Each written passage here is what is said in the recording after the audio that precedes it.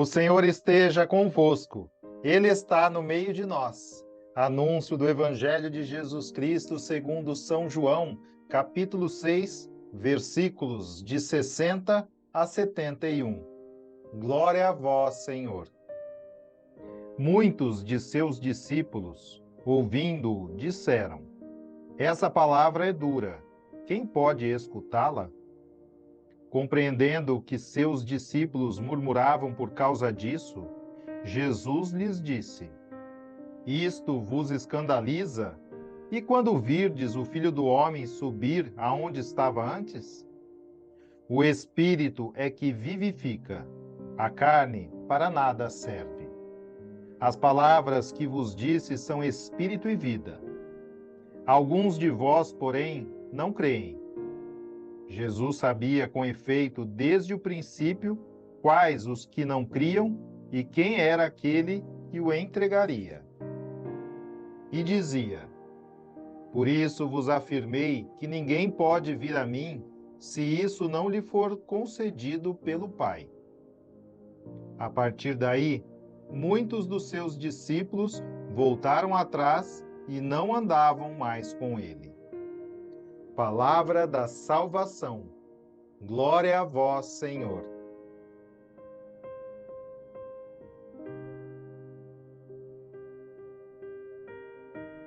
Meu querido irmão e minha querida irmã, amados, o sacramento da Eucaristia é motivo de escândalo desde o princípio e é pedra de tropeço para muitos nos dias de hoje.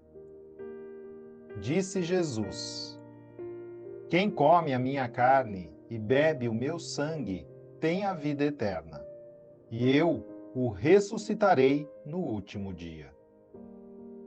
Obviamente que não se trata de antropofagia como pensaram os judeus. Por isso, Jesus responde aos que se escandalizam, remetendo à sua ascensão ao céu após sua ressurreição. Seu corpo glorificado já não é frágil nem corruptível, mas glorioso e cheio do Espírito. A carne de Cristo pode comunicar vida porque foi investida do Espírito vivificante, da mesma vida de Deus. Com o acontecimento da sua glorificação, a carne de Jesus entra na posse da plenitude do Espírito e se converte em fonte de vida para o mundo. Dá vida e concede o germe da ressurreição. O Espírito transforma e vivifica gloriosamente a carne de Jesus. É uma realidade divina que só o Espírito Santo pode fazer compreender e que é fonte de vida para o homem. Essa é a chave de compreensão de toda a palavra de Deus. Sem a ajuda do Espírito, sem o dom da fé, toda a vida de Jesus, sua paixão, morte, ressurreição, ascensão, sua igreja e os sacramentos se convertem em permanente escândalo. Sem o Espírito, suas palavras de revelação se tornam um contínuo e impenetrável véu de incompreensão. A palavra de Deus é dura para nós, algo que não se pode aguentar, muitas vezes intolerável. A verdade muitas vezes dói e não é fácil de ouvi-la, pois exige de nós mudanças de pensamento e de vida. E Jesus, ao revelá-la, muitas vezes escandaliza seus ouvintes e até muitos daqueles que o seguiam se afastam dele. Diz o Evangelho: Desde então, muitos dos seus discípulos se retiraram e já não andavam com ele. Mas nem por isso Jesus diminui a radicalidade das suas exigências. A palavra de Deus é para os humildes, ou seja, aqueles que se reconhecem fracos, miseráveis, pecadores e ignorantes, e por isso se deixam conduzir pelo Espírito Santo. Mas não é para os soberbos, que se acham fortes, justos e cheios de conhecimento. Lembremos que Deus resiste aos soberbos, mas dá a sua graça aos humildes.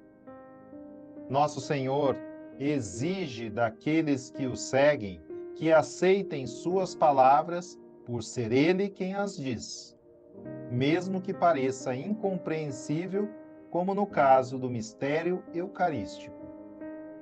A Constituição Dogmática Dei Filius do Papa Pio IX diz que o ato sobrenatural da fé consiste em que, com inspiração e ajuda da graça de Deus, cremos ser verdadeiro o que por ele foi revelado, não pela verdade intrínseca das coisas percebidas pela luz natural da razão, mas pela autoridade do próprio Deus que revela, o qual não pode nem enganar-se, nem enganar-nos. Dizia São João Crisóstomo: inclinemo-nos diante de Deus, não o contradigamos, mesmo quando o que ele diz possa parecer contrário à nossa razão e à nossa inteligência. Jesus pergunta aos seus apóstolos: quereis vós também retirar-vos? Embora Jesus tenha vindo para salvar toda a humanidade, ele não está interessado na quantidade de seguidores que terá, mas sim na qualidade desses seguidores. Ele está em busca de corações que creiam e confiem incondicionalmente nele, que o amem e o adorem, e que esperem nele, pois só ele tem palavra de vida eterna. A quem iremos, senão a Jesus? Porém, nesse evangelho aparece o mistério de Judas, que não o abandona, mas depois irá traí-lo, como anuncia o Senhor. Jesus acrescentou: não vos escolhi eu todos os 12? Contudo, um de vós é um demônio. Esse mistério é um alerta para nós cristãos católicos batizados, que devemos ter a humildade de nos reconhecermos capazes de atraiçoar nosso Senhor. Como os outros 11 apóstolos que na última ceia perguntaram: serei eu, Senhor? Para não nos tornarmos traidores de Cristo, precisamos vigiar e orar, e nunca abandonar os meios que nos deixou para permanecermos unidos a Ele. Seja louvado nosso Senhor Jesus Cristo, para sempre seja louvado. Amém.